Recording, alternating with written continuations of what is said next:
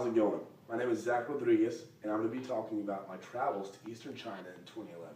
The first thing I'd like to talk about is an experience I had when I got off the airplane and into a taxi cab. I was with a Chinese friend, and the gentleman who was driving the cab told me something who my Chinese friend translated. He told me that there's a huge gap between the rich and the poor. I didn't say anything, he just wanted to tell me that. I thought it was very interesting that he mentioned that right off the bat. To give you a little background, I went to China about 2 years ago with some friends from college, and we went to study and learn about their culture. We hung out around the eastern edge and went to universities and different stuff like that. China is a unique country with a rich history, commercial culture, and varying types of entertainment. First thing I'd like to talk about is modern Chinese history. This is a flag for the hammer and anvil that symbolizes the communism. This is something that we ran into there that I'll get to in a little while. China has been ruled by dynasties since 2100 BC. Communism comes later. One of the dynasties, the Han Dynasty, took over in 206 BC. Confucianism was established, and orthodoxy and open civil service examinations were introduced during this time period. There's not a real reason I'm giving you snippets of different dynasties. I just want to give you samples of dynasties at different times so that you can understand the Chinese culture a little bit more. In 1279 AD, quite a few years later, the Yuan dynasty was founded by the Mongols as part of their conquest. Much of the world, and Beijing was made the capital during this time. This came from Timeline of Chinese History and Dynasties, Columbia University. Second part I'd like to talk about is the People's Republic of China. The communist regime was created in 1921 after a civil war and many disastrous events. This has been the government for a long time, and it still is now. A key figure in the People's Republic of China is Mao Zedong, a controversial leader who is credited with building China to what it is, into a world power, promoting the status of women, improving education, healthcare, providing universal housing, and increasing life expectancy. I got this from On the Roll of Mao Zedong, monthly review. That's my source. Now, when I traveled to China, the country celebrated its 90th anniversary of the Communist Party. This came from Chinese Communist Party's 90th anniversary, the Washington Post. Here is a symbol in the middle of Tiananmen Square, which is in Beijing.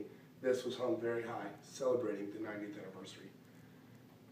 The next thing I'd like to talk about is the Chinese culture. There's a very strong communal attitude within the country, as if the entire country is one family. It's crazy. I have this picture of the parents because these parents are dependent on their kids to give them food. It says, you probably can't read it, our children's life is not easy because the children are now carrying the parents when they're middle-aged. And that's exactly what is expected to happen. The sons and daughters are expected to take care of their parents when the parents are no longer self-sufficient. The people in China use the word we a lot more than I. It was frustrating at first because it appears as if they can't think for themselves. Well, they can, and some of them don't think a lot for themselves.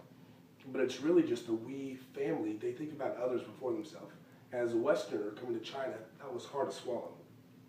Second thing I'd like to talk about their culture is the education and wealth and how important it is to the family. First off, let me just say there's a lot of pressure on these kids to make exceptional grades in order to receive a great university education. I got this from AF, China's suicide rate among highest in the world. The suicide rate among Chinese is actually, it's higher in the summer when they're taking the college education exam because there's so much pressure from their family to do well on it. Because if you don't do well on that, you don't get into college. And if you don't get into college, you don't do well for your family, you don't make money, you can't have kids, just a big line of things that they're told. This picture I want to emphasize, China, and I have we under there, in the United States, me. That just symbolizes their we kind of culture and our me kind of culture. The third thing I'd like to talk about today is the Chinese traditions. Here's a pictogram of a college that's so important. It's a Chinese girl swallowed in books. My friends would actually tell me that in China that they would spend 8 a.m. to 9 p.m. Studying for these tests, even after high school. It's crazy. Anyway, the third thing I like to talk about is the Chinese traditions.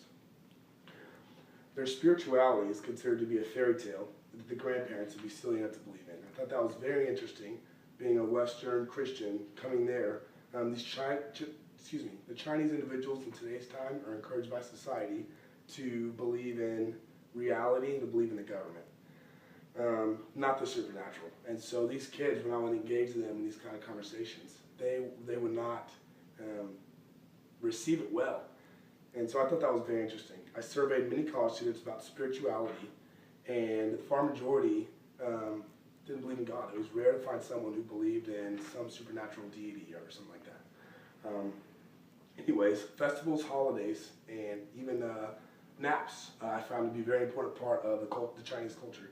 I'll tell you about one festival that happened when I was there. The Dragon Boat Festival begins on the 5th day of the 5th lunar month, and it commemorates a Chinese patriot who died in a river.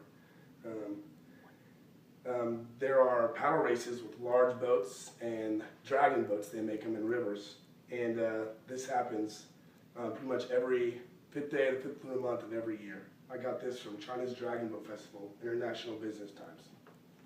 Second thing I thought was very interesting is a sacred nap time is in effect from 11:30 to 1:30. If you go in the streets in any Chinatown, things are going to be closed down because these people are napping. It's seriously sacred.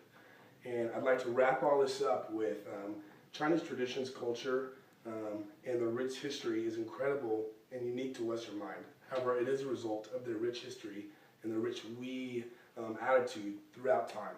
Second thing I'd like to say is now that I have traveled to China, I understand the Eastern mindset much more than I ever have. And I hope you can appreciate the Eastern culture as well.